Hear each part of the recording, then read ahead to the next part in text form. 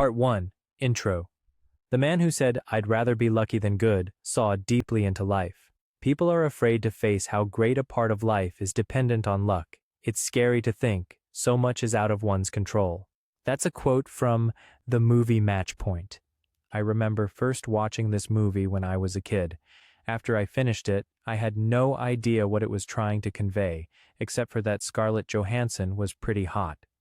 Years later, I came across a commentary review on the movie, and that's when, for the first time, I started to think about the luck factor in my life. I used to think, 我命由我不由天, 天与灭我灭天.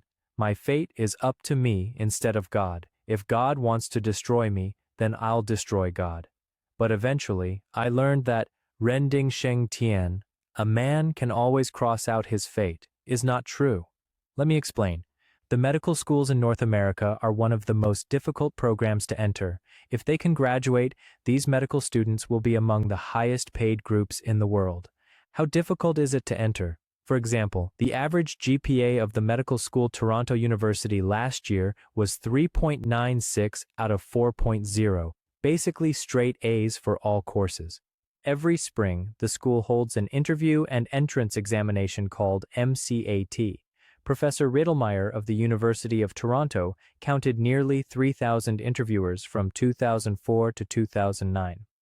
The results showed that the applicants who took the interview on rainy days score 1% lower than the applicants who took the interview on sunny days, which is equivalent to an average 10% lower on MCAT score. Nearly 100 applicants are in this range each year. That is to say, those 100 ambitious young people, after years of grinding and studying, whether they can become doctors or not, depend on the weather on the day of the interview. However, the study did not indicate whether the weather affected the candidate's performance or whether the weather affected the examiner's mood. But either way, it's luck.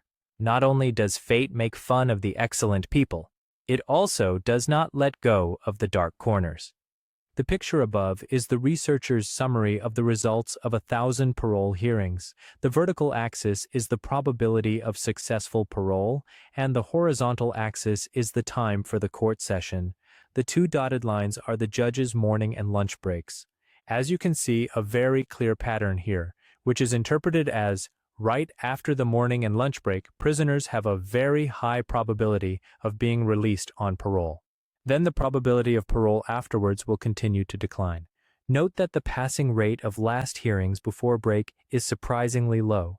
That is to say, maybe you washed your tattoos, read books every day, loved animals, flowers and plants, shouted love and justice 3 times each morning, and prayed tearfully at the pictures of your daughter every night before bed. Oh, what a touching story. But if you just happen to be at the hearing before the break, you'll have to go back to jail for another year, just because the judge now needs coffee.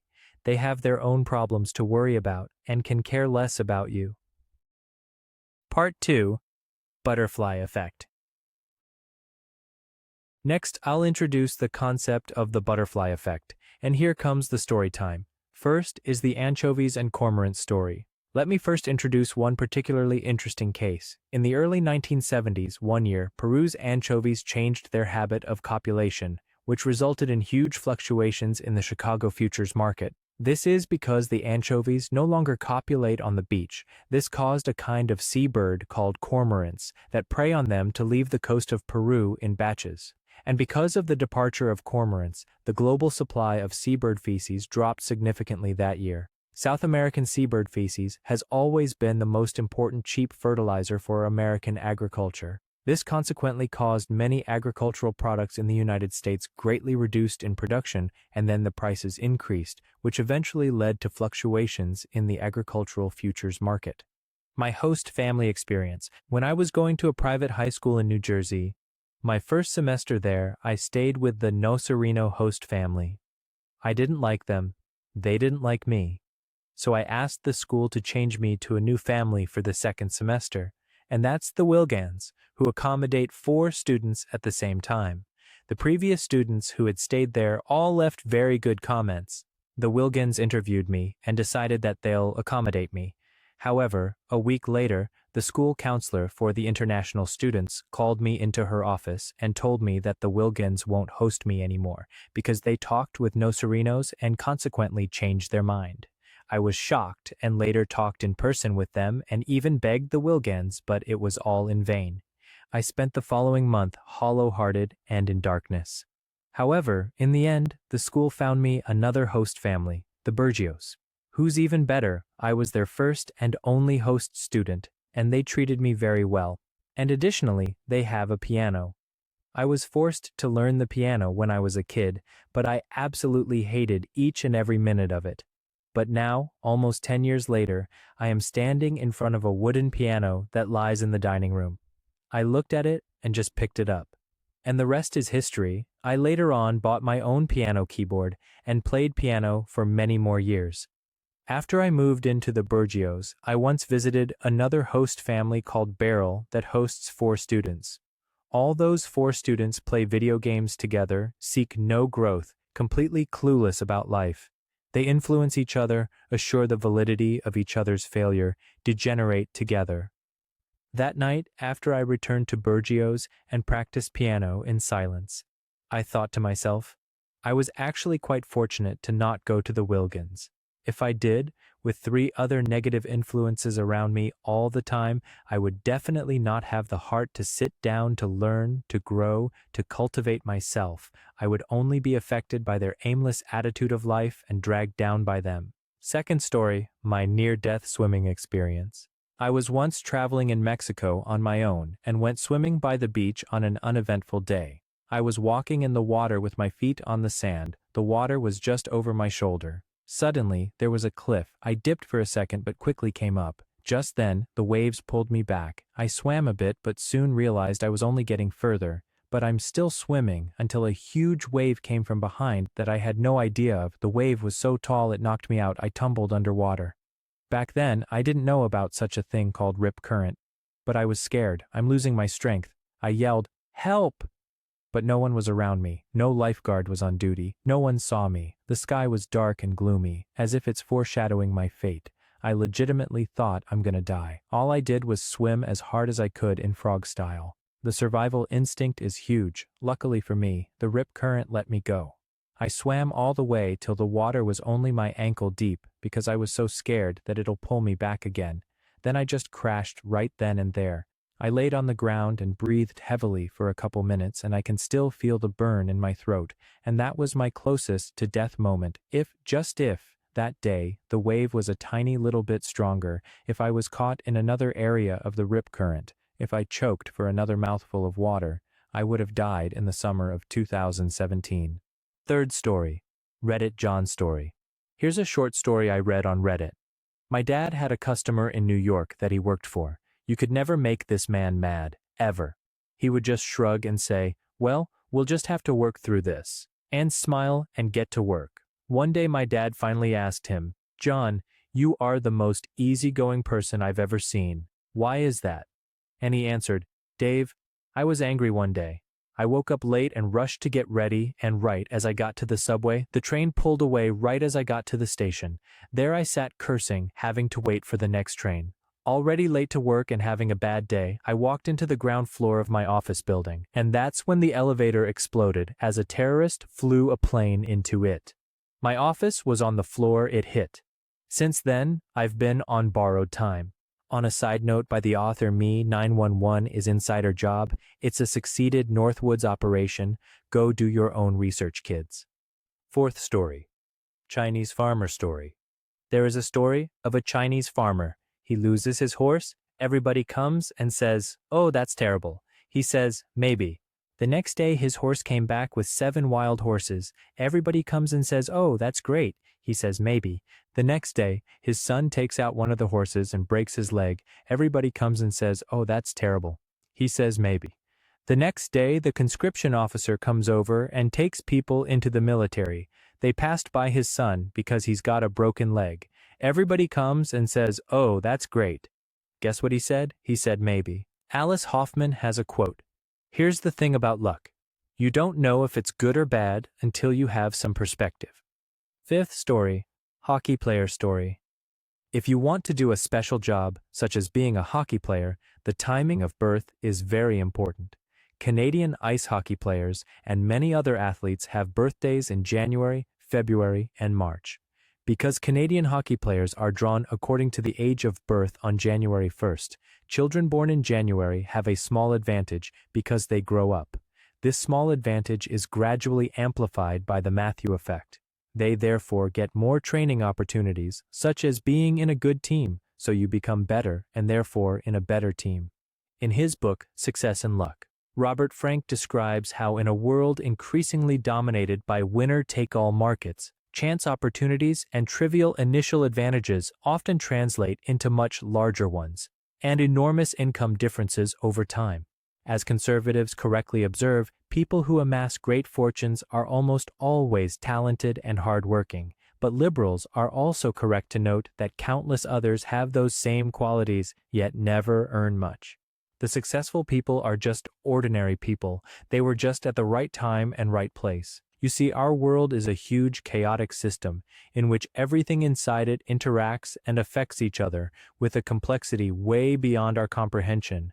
I hope you can at least admit and accept the truth that this world is made up of chaotic randomness and erratic chances. As Romain Rolland once said, there is only one heroism in the world, to see the world as it is and to love it. Part 3. The Skill-Luck Continuum. Next, let's discover the concept of the skill-luck continuum, which Michael Mauboussin introduced in his book, The Success Equation.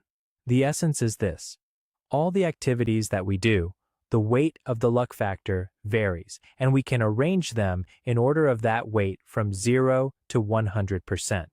In the leftmost activities like chess, the weight of skills accounts for 100%, which has nothing to do with luck. At the far right are activities of pure luck, like roulette, slot machines, and coin tossing, which have a 100% weight of luck. In the middle are activities each with a different proportion of skills and luck components, like playing basketball is closer to the skill side and investing is closer to the luck side. Now you have a higher perspective next time you watch or play those sports. On a side note, any great video games must have both luck and skill factors. However, if we were to put wealth on this spectrum, the answer is, quote, disappointing. There's a computer-simulated experiment called the Sugarscape. The researchers used agent-based models to simulate a real world that mimics that people accumulate their wealth given different characteristics. I won't go into the details of the experiment, but the conclusion is this: there are 3 factors that determine how much money you will make in your life: talent, birthplace, and random luck. See, we were indoctrinated as kids that hard working will guarantee success, but neglected the great proportion of luck and uncertain things in life. You can make a small fortune if you work hard, but to achieve true wealth, you need a lot of luck. If Bill Gates was born 1 year later, he would not be the wealthiest man on earth. Bill Gates has skills, but his wealth is mostly attributed to the fact that he caught the wave of the internet revolution instead of how hard he works. When I see people blindly following successful entrepreneurs, I think most of us are neglecting one important thing: asking someone that is successful for their advice, and they'll just give you their lottery numbers. Frank Knight once said, "The 3 factors that determine a person's wealth are your background, luck, and hard work." Among these 3, hard work is the least significant. If hard work equals wealth, then the coal miners and construction workers should be the wealthiest.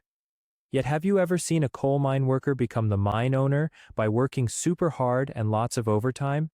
That's why I always preach, never use pure diligence to cover up your strategic laziness. Choosing what you work on is way more important than how hard you work. In this world, you can make small money by working hard, but making big money actually requires fate. All successes and failures are largely not determined by your own personal abilities, but largely determined by big major trends. The choice here is that you have to find a way to increase your conditional probability. For individuals, they should follow the trend of the times, choose to go to the right place, and dig wells in watery places. However, I'm not saying that hard work is not important. It's still very important. When doing things in life, just acknowledge the proportion of randomness in it, then continue to strive for things within your control. Like the Chinese saying goes, Jin Ren Shi, Ting Tian Ming. Do your best, and then let fate decide.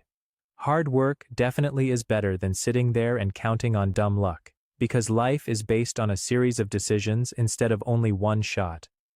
The book Fooled by Randomness says that the person with skills but poor luck will eventually climb up on a long enough time horizon, and the lucky fool may rely on some good luck in his life to get ahead within a short period of time. But in the long run, his situation will gradually fall back to those fools who have little luck. When your wealth exceeds your knowledge, the society has thousands of ways to steal it away from you. What you make by luck, you lose by skill. Part 4. Common biases. Because of our negligence of the randomness in our nature, we always have such biases. The human nature tendency is to seek patterns. Even if there's no pattern, we'll still come up with something. We are scared of the concept of random, uncontrollable, and unexplainable things. Below I'll introduce a few common biases in our lives.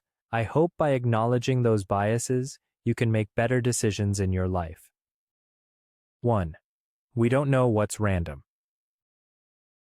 When iPod Music first introduced the random shuffle function, many users were complaining that the music playlist was not random because sometimes the same song gets played twice, or two songs that are in consecutive positions also get played consecutively under shuffle mode. What those people don't realize is that repeating the same song is one of the outcomes of a random shuffle.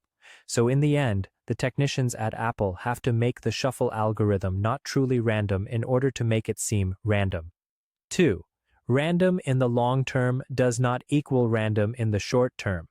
Random distribution is not equal to evenly distributed. People are under the false impression that if it's random, then it's gotta be spread out, neglecting that it's only true when you have a large enough sample. An example is that the longest recorded streak of one color in roulette in American casino history happened in 1943, when the color red won 32 consecutive times in a row. People were aggressively betting on black after seeing a few red in a row, believing that the color has to somehow balance out. Again, it is only true when the sample size is large enough. This is also called the gambler's fallacy. At casinos, people like to watch other people play the slot machines. The newbies would choose to play on a machine that has just dropped a lot of coins, thinking that they can borrow some luck from the previous player. On the contrary, the veterans would play at machines that the previous has lost a lot of money on, thinking that the big reward would come next to balance out the probability. However, both groups are painfully wrong. Remember, the next number has nothing to do with the previous number. The next color has nothing to do with the previous color. As the saying goes, the dice have no memory. 3. The law of big numbers.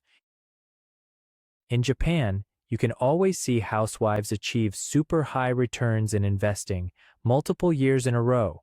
These women would go on TV interviews and share their investment strategies. In contrast, those fund managers who have studied finance all their lives seem quite lame. However, in this case, we overlooked one thing, that is the base number. In Japan, there are way more investing housewives than fund managers. In such a field where luck plays a huge part, driven by the law of large numbers, there will naturally be a few individuals with exceptional high returns. This does not mean that they have a skill or are better at investing. Perhaps it's just because they are lucky. This is also true for those random, seemingly nobody quote-unquote investors in America. Among hundreds of thousands fund managers all over the world, there will inevitably pop up several individuals with consecutive high returns. When these people are famous, investors flock to throw their money to these fund managers. But countless studies have shown that they rarely maintain such a record for the following years, which means that their excellent track record is just luck. That's why many studies have concluded that it's a waste of time to chase star fund managers. 4. Hot hand fallacy. When we play sports, it happens sometimes that we score multiple points in a row. Everyone concluded that they got the feel, or their hands were hot. But is this really the case? A researcher Tversky investigated this phenomenon. He inputted the historical shooting data of basketball teams such as the NBA, American college men and women teams, to analyze this hypothesis. Players have different abilities and their probability of shooting scoring rate varies, but everyone has experiences of scoring or missing multiple shots in a row. If the hot hand hypothesis is valid, then the probability of a player who has just made multiple shots in a row should have a higher probability of making the next shot. But in fact, his probability of making the next shot is the same as usual. Whether he'll score this shot or not has nothing to do with he scored last shot or not. Just like a roulette table, multiple red in a row has zero indication of the next color. So, the final conclusion is that the hot hand fallacy is a classic misinterpretation of random sequences. All the data indicates that it's a myth. 5. Survivorship bias. Experts found that the wing and tail area has the most bullet holes of the aircrafts returning from the battlefield, so they assume they need to strengthen aircraft armor in these places. Whereas the fact is quite the opposite because the aircrafts got shot in the engine and other crucial parts did not come back. Some soldiers are the only survivors when their entire troops were annihilated. All those survivors, for the rest of their life, will believe that they are the chosen ones that are protected by God or contribute their survival to all kinds of random reasons like karma or faith. People who missed the wrecked plane flight due to a series of reasons such as traffic jams or spilled coffee on their shirt will think that it's because the good deeds or virtue they have accumulated in the past are paying back. All those thoughts are perfect examples of backward rationalization and false causal attribution, where people attributed things to the wrong cause and effect. Because the dead cannot speak, all you hear is what the survivors say. Among those who died, they might have done the exact thing the survivor did, worshipped the same God, helped the same old lady with her grocery, and they died just because they were unlucky. And that is the psychology phenomenon known as survivorship bias. You see, us human beings are always like this. We have to assign some sort of meanings or explanations to things that happen around us. We have to assign patterns or laws to avoid the fear of chaos and unpredictability. We treat chance as fate, coincidence as karma, forcefully extort meanings out of randomness. Because human beings are scared to face the fact that so many things that happen to them are out of their control, and we would do anything and try to find any sorts of explanations just to get out of this uncomfortable and even fearful state of mind. Hence, no matter which culture, they all invented religions and superstitions, as I will teach you in this next chapter. 6. Quasi-magical thinking, pigeon bizarre thinking. People confuse luck with skill, probability with certainty, and belief with knowledge. Our brains have a natural tendency to see patterns where there are none. The human brain has formed an instinct during the process of evolution. That is, it is always looking for rules and models for a simplified understanding of the world at any time. So it is hard for the human brain to think outside the box from the God's perspective. Behavioral psychologist B.F. Skinner conducted an experiment where he fed the pigeons. Instead of demanding that the pigeons tap a lever to get food, he simply fed them on a regular schedule. However, the pigeons seemed to believe that something they were doing caused the food to arrive. As a result, they became conditioned to some bizarre behaviors. One bird continuously turned counterclockwise around the cage. Another kept poking its head into one corner of the cage. Two birds developed strange pendulum-like swinging motions.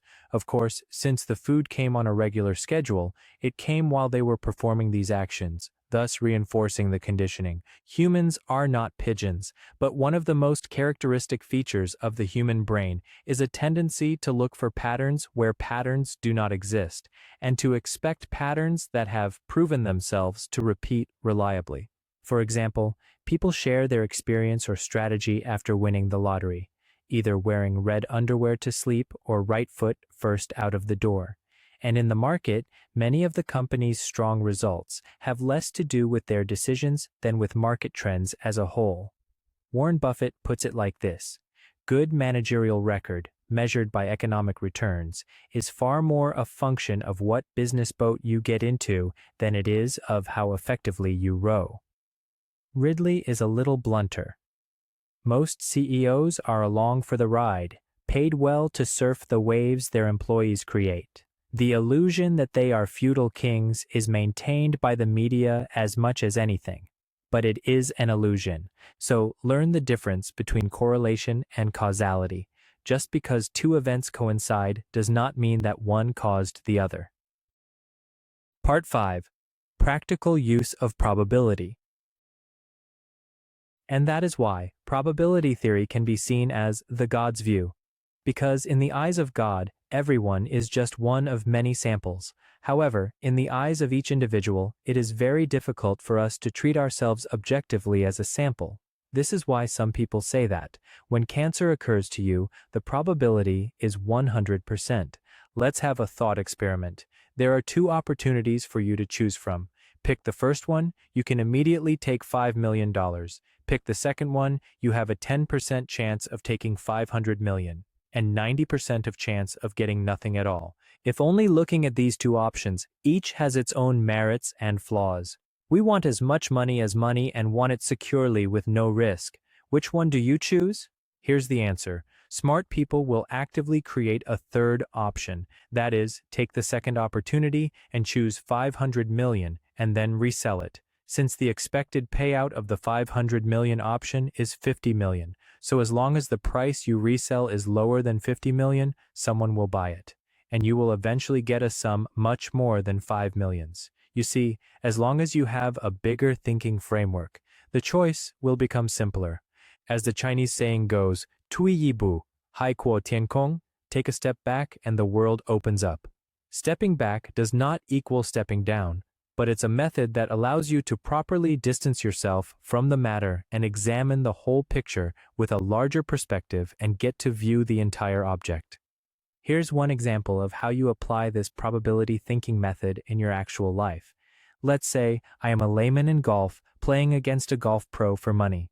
How should I compete? Would I say, let's play 18 holes for the game? Hell no, because the gap between our level is too large. I will definitely lose. So, if I get to decide the format of the game, I should say, let's go for one hole, or even just one shot, and winner takes it all, because I might get lucky on this shot, and bet on the accidental mistake of the golf pro.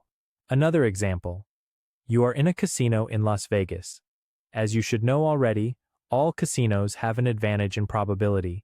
Each game they provide has been calculated by countless mathematicians to ensure their profitability. How should you bet? If you want to bet multiple times, then the probability will work. You are determined to lose gradually and steadily. You stand 0 chance. So for whatever reason, you have to gamble. Your smartest strategy is to bet all you have in one shot. Then accept the verdict of your fate. It's your highest expected return. It's that simple. Part 6. Gambling and lottery. Since we came across the topic of gambling, I want to share a few of my thoughts. Analyzing from the perspective of mathematical probability, the expected return of all gambling is negative, so you shouldn't touch it at all. Period. Gambling is addictive, and you are no exception. You cannot violate your human nature, and you cannot control all kinds of chemical stimulations in your brain and body. If you are still not convinced, you should read about stories of people losing their family, friends, and everything due to gambling. Once you lose money, you'd risk anything just to get back your loss. That's a dangerous mindset to be in. And there's more. The most terrifying thing for gamblers is that it denied the value of labor. After being able to make money so easily, you'll have no intention to earn money by honest work, by actually contributing real value to the world anymore. Like drugs and smoking. Don't touch it at all in the first place, and you will have a better life. In gambling, only the dealer is the last winner. There's this saying, there's only one way to win at a casino. Be the owner of it. Unless you understand mathematics, probability, and strategy, your gambling is a decision made after thorough preparation. There's a dude called Don Johnson who used scientific methods to beat all casinos in Las Vegas. I recommend you to read his awesome life story. Next, let's talk about the lottery.